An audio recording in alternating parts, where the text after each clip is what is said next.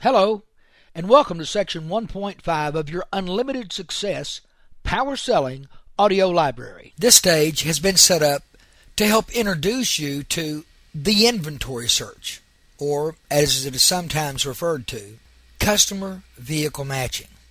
You know, the task of showing and then matching your client with the proper vehicle is much more involved than most people expect, and it is guaranteed to be more time-consuming and detailed than most people are prepared to act on.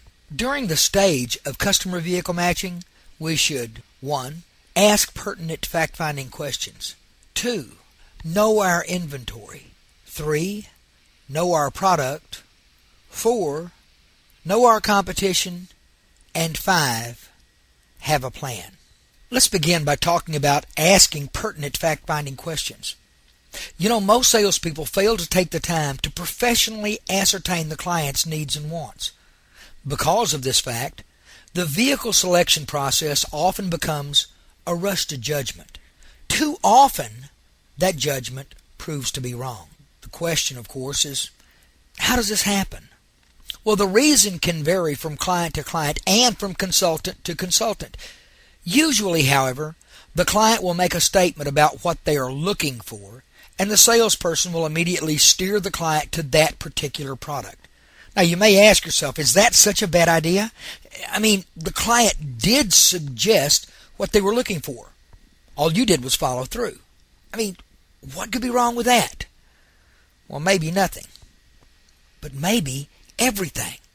You know, without ever having asked more than a couple of very nondescript questions and no more than a "can I help you" as an introduction, neither you or the client is truly prepared to move ahead with a $20,000, $30,000, or $40,000 purchase.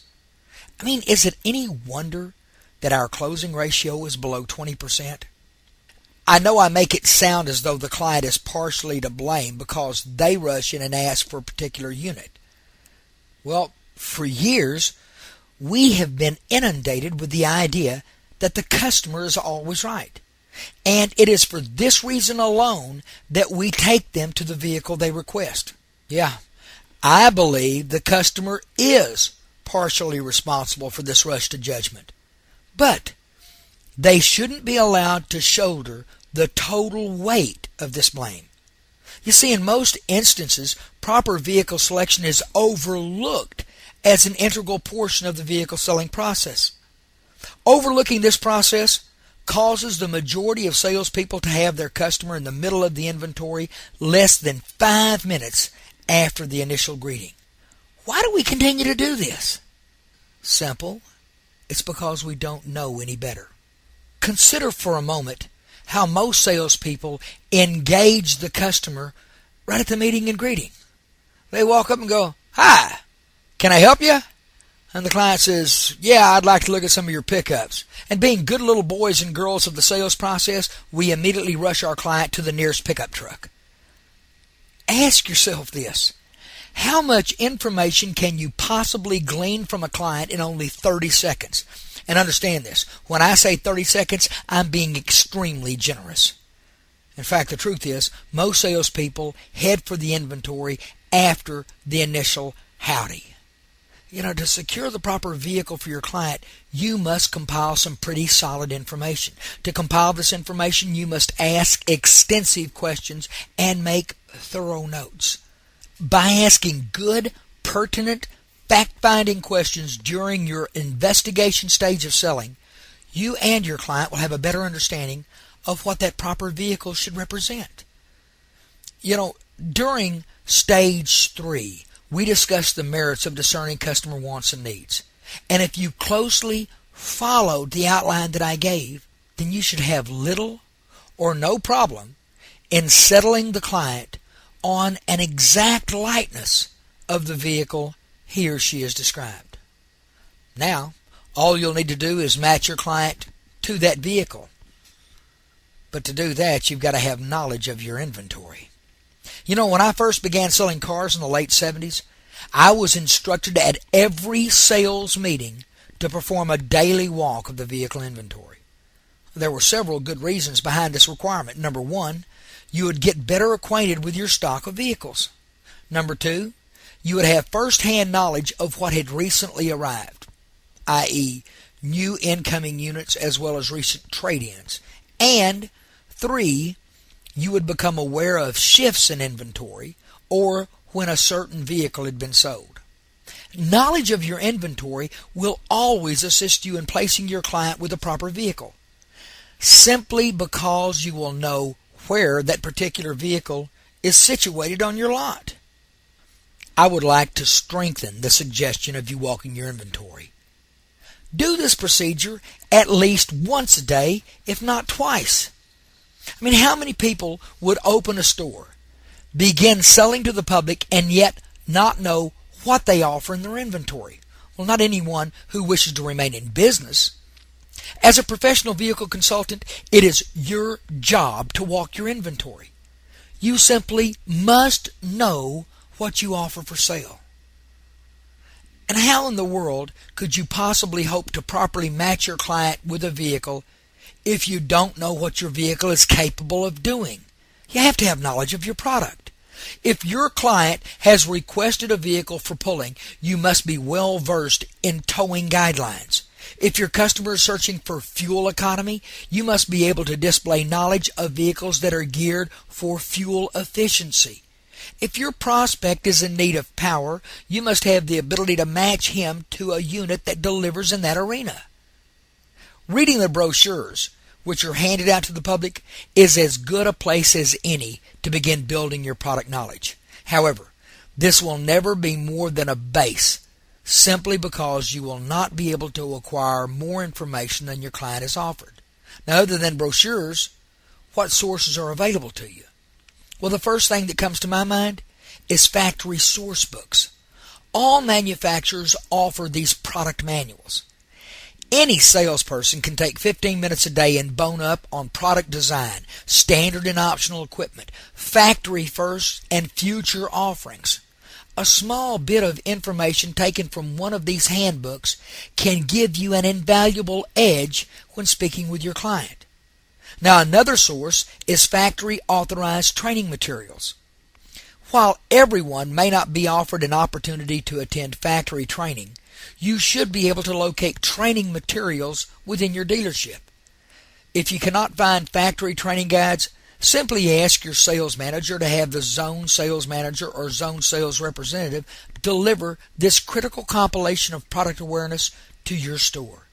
The majority of this information will supply you with data concerning current models as well as future model changes. Now, any enterprising salesperson can also walk back to the service department where he or she can secure some of the most forward-thinking technical data available to your dealership. Service manuals. Both service manuals and up-to-date service bulletins can keep you abreast of any changes to existing components as well as little-known operational facets of the product you offer. By taking the time to apprise yourself of technical information, you will automatically place your product presentation at a much higher level than what is generally offered to the public. Now also, magazines provide a never-ending source for product knowledge. It is amazing how much information is available to the general public. But what is even more surprising is the fact that most salespeople remain ignorant to one undeniable truth. If you fail to know what your customer knows, you can be made to look awfully foolish. You know, some magazines will have reports available in their pages concerning product changes that might not yet have filtered down through your normal manufacturer channels. If you can't stay ahead of your client, at least you can stay abreast of him. It is a good idea to subscribe to several automotive magazines. These texts should be kept in your office. You know, besides carrying valuable information, your clients will note that you are aware of the same things they are. And in the case of a client who has not read a certain magazine article, I can guarantee you they will enjoy reading third-party evidence. You should also be on the lookout for any and all newspaper articles or editorials that capture your product in a good light. Whenever you find good material in print, either cut the article out or make a copy of the article. Place this information into your third-party evidence manual. Now, the last item on my list for product information comes from a tool that's available to all salespeople, yet it is also a device very seldom used. What source am I speaking of? The owner's manual. I found the best way to understand any product I sold was to take a vehicle and with the owner's manual, lock myself in that vehicle's cabin. At this point, I would begin reading the owner's manual cover to cover. It's important to note the owner's manual in every case is extremely well diagrammed. To get the most from your learning environment, simply start on page 1. Read each page and touch the components listed. When you're finished, you'll find you are better versed with a product than most anyone with which you have ever worked. Now, this process also allows you to become aware of the owner's manual. This will help you in assisting your client in understanding where to readily locate safety, product, service, factory, and warranty information within the pages of the manual. Now, while knowledge of your product is imperative, knowledge of your competition is just as vital.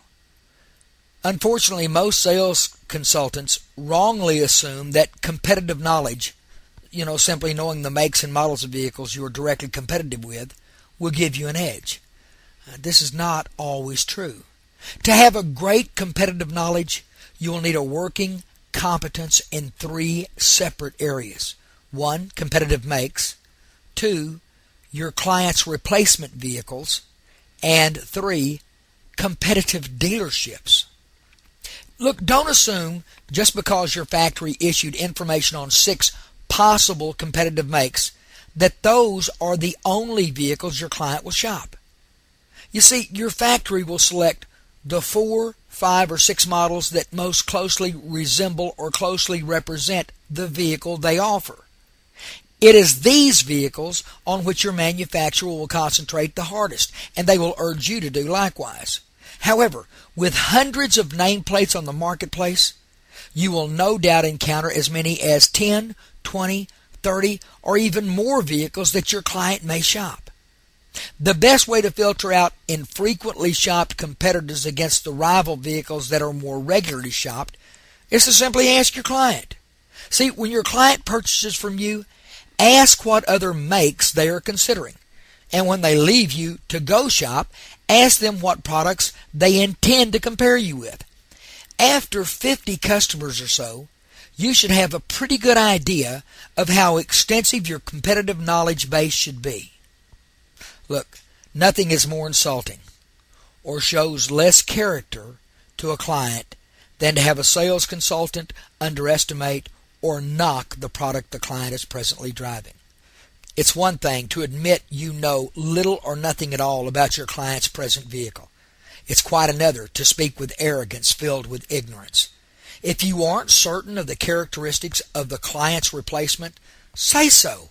However, it's important to note, you will find your client will be much more open to suggestions about the newer product should he or she discover you have a working knowledge of his or her present vehicle.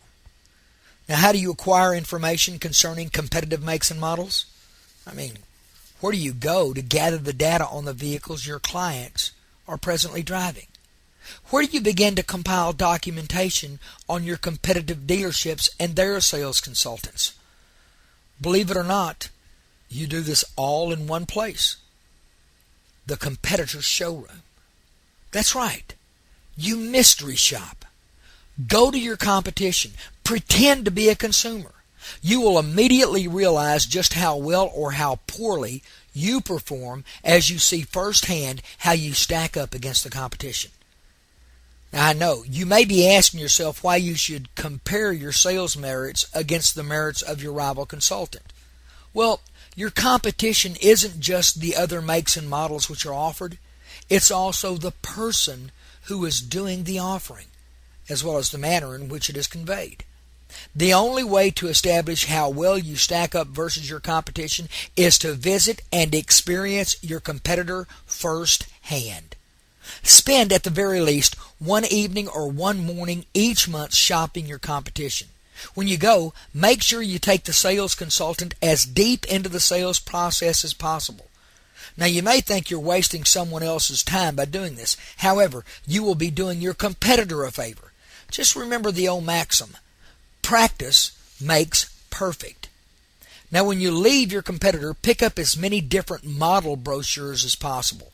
These factory sales tabloids make perfect third-party conversation tools. Whether intentional or accidental, many clients find themselves privy to erroneous information that is disseminated by sales counselors. Having a competitive brochure handy sure will help you settle any of those issues. Your competitive brochures also come in extremely handy on the used vehicle side of your dealership's operation. How? Well, when you trade for vehicles, it is very likely you trade for a number of your competitive makes. Think of how refreshing it would be for your used car customer if you were to have a factory brochure on hand for the used vehicle he or she might be considering purchasing. Aiding your client in selecting the proper vehicle will be made easier with your ability to sell your dealership.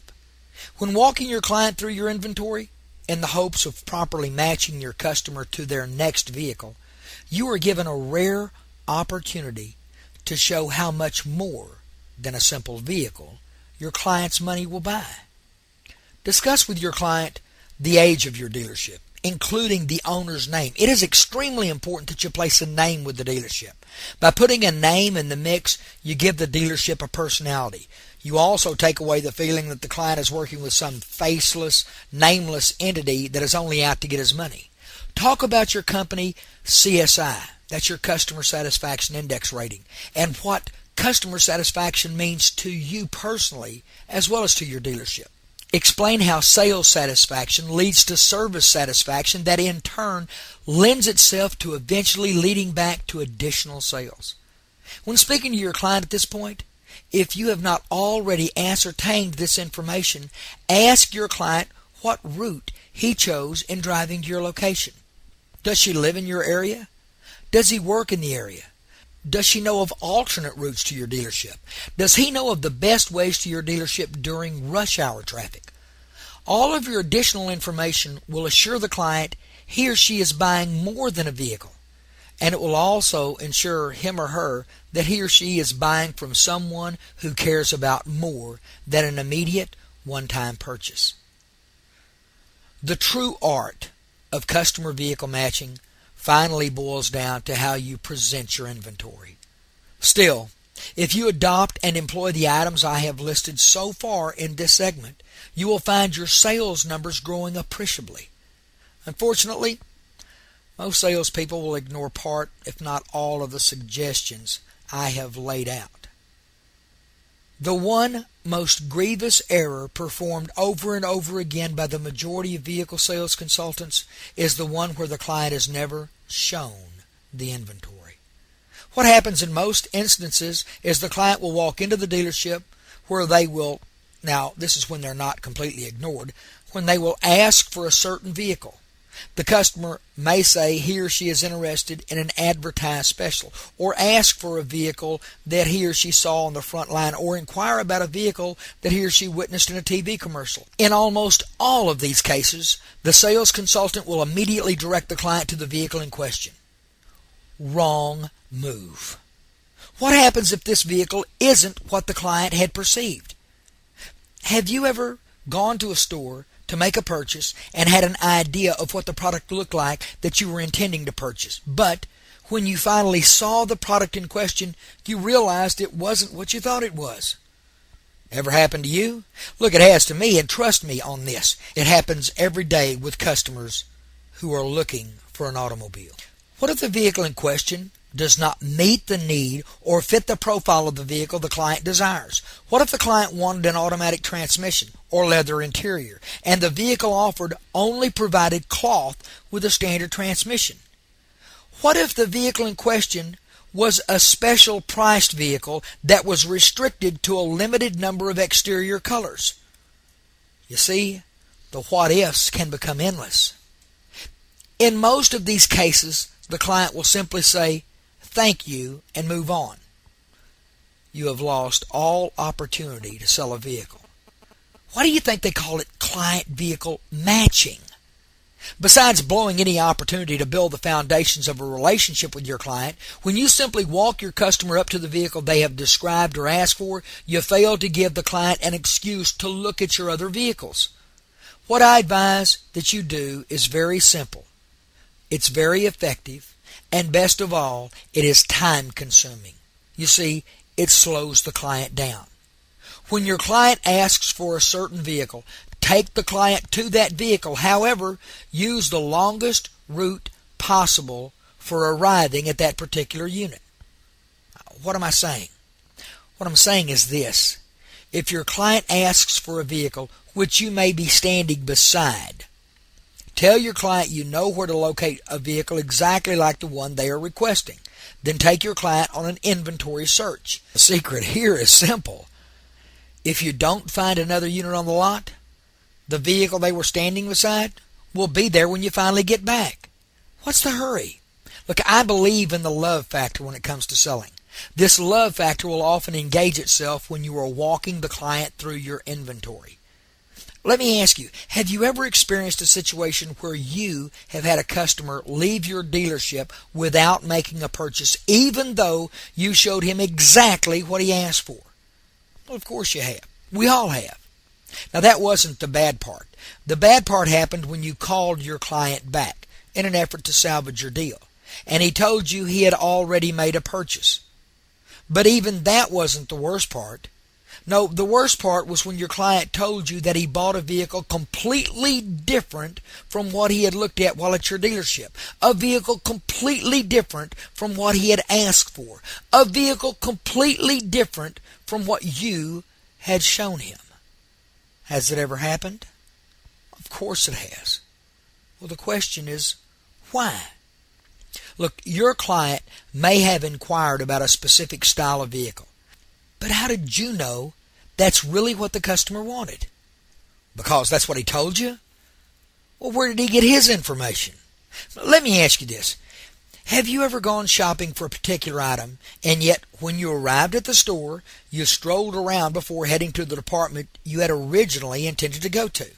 You know, while you were wandering around, have you ever bought something other than what you had originally came for, simply because you liked what you found better than what you originally went shopping for in the first place?